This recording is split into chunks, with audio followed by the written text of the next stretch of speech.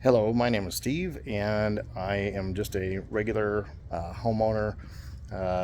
Recently, my wife and I we purchased a 5-acre farm, and we've been here for probably about a year. But we started noticing that our sprinklers that we had, the fan style, were starting to go lower and lower and lower as far as water pressure, and we couldn't understand it. So some outlets outside, the pressure was good on some of the outlets, some of them weren't very good. Very, very strange.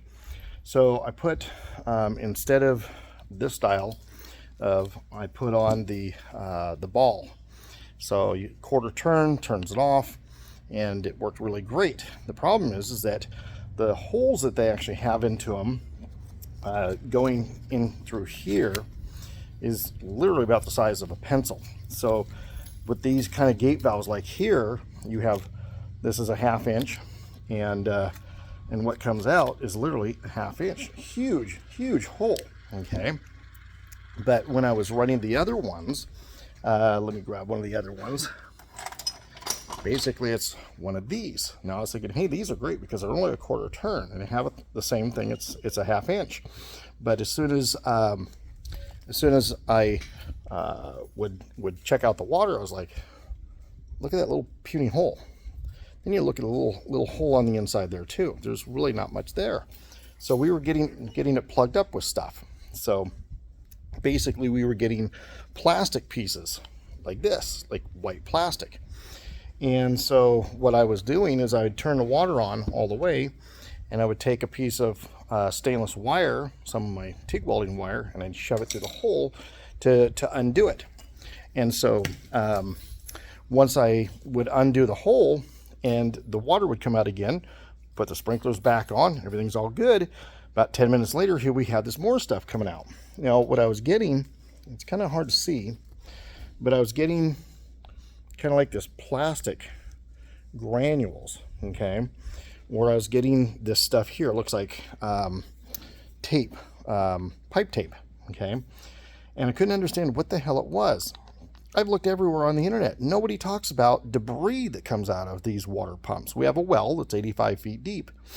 So I'm trying to figure out what is this stuff. And it was weird because it was like white plastic and clear plastic. And again, every time I looked on something on YouTube, everybody's talking about, well, here's the pump. This is how it works. This is how you replace it. But they don't say how to tell what's wrong with it. They have, like, I don't know, 5 or 6 things that are on the internet that say, here's the things to tell you that the pump is failing.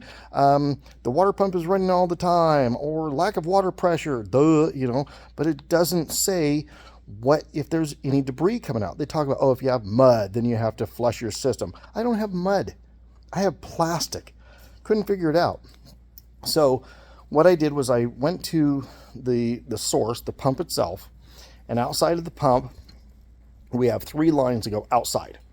Those are the ones that are giving us a problem child. The other 2, one for the house and one for the RV pad, those do not have any plastic coming out because they go through a reverse osmosis system, and whatever goes inside that reverse osmosis gets puked out anywhere between every 1 to 3 to 5 days of that plastic coming out. So it just basically flushes it.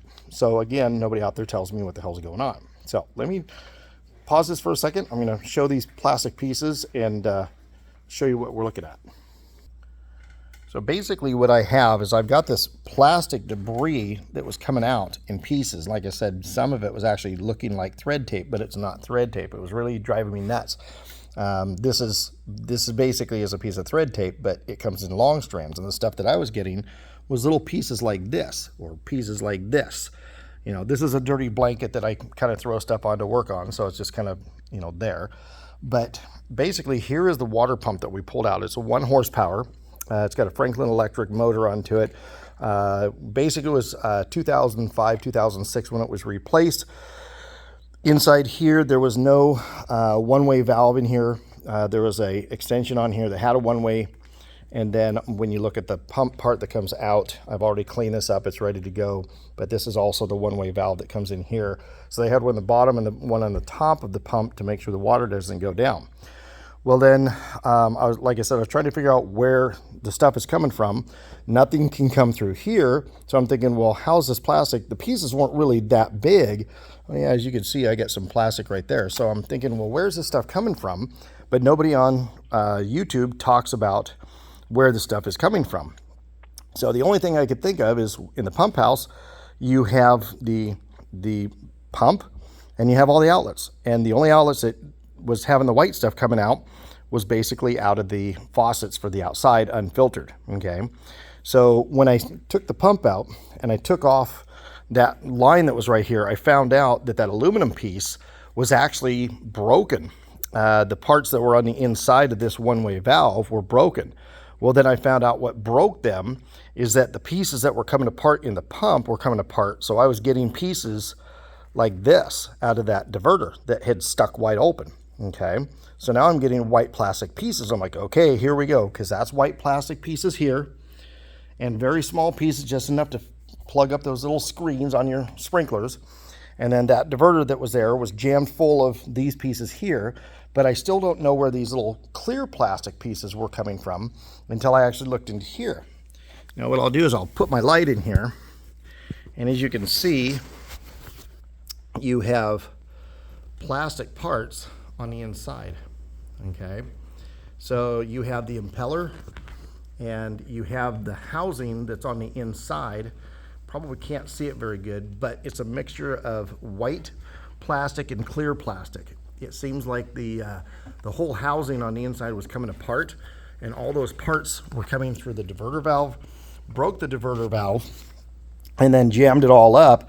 So basically the pump was failing, but nobody told me this online. I had to keep asking questions, and people had no clue. They're like, well, they have stainless steel blades, they have this, that, they have everything. But from what I'm finding out is that if you buy a cheap pump, this is what they come with. If you get an expensive pump like this one here that I got, this is our newest one. This is a 1.5 horsepower. And this one here is all stainless steel and made in America. And that's basically the goodie that we're putting in a F&W. And we're going to change this either to stainless or to brass or copper. But this is a 1.5 horsepower. And they go by the electric motor here. And all of this is filled in with multiple layers of pump parts. So you have one pump here, another one, another one, another one. So they're all pump assists until they get up to here. The RPMs are about 3,450 RPMs into it. This should give us at 85 feet down. It should give us about 46 to 48 pounds of basically pressure that comes through the line. We were running the plastic PVC kind of stuff that they had there. Instead, we're going to be running this, the poly pipe. We're going to get 1.25 inches on that. But if you have an issue or you have plastic parts coming through out of your faucets, out of your outside, things like that, if it's sand or grit or mud, that's one thing. The pump itself, when you look at the pump, as you can see, it's about 1 foot up, and that's where you have the screen where the water gets sucked in and goes through here and then goes through the outside. So if you have dirt coming in, then basically pull the pump up about maybe 5 feet or so and you'll get out of that silt.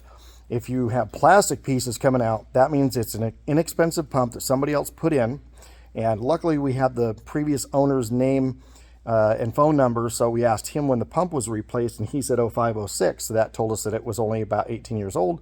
Life expectancy of the pumps on an okay one is anywhere between 15 to 20 years. A good one's anywhere between 20 to 30. So the one that we're putting in is probably going to be at 25 to 30 because everything, the impellers, everything is all stainless. So hopefully that'll answer some questions if you got debris in your pump water that is not silt or sand, but more plastic stuff.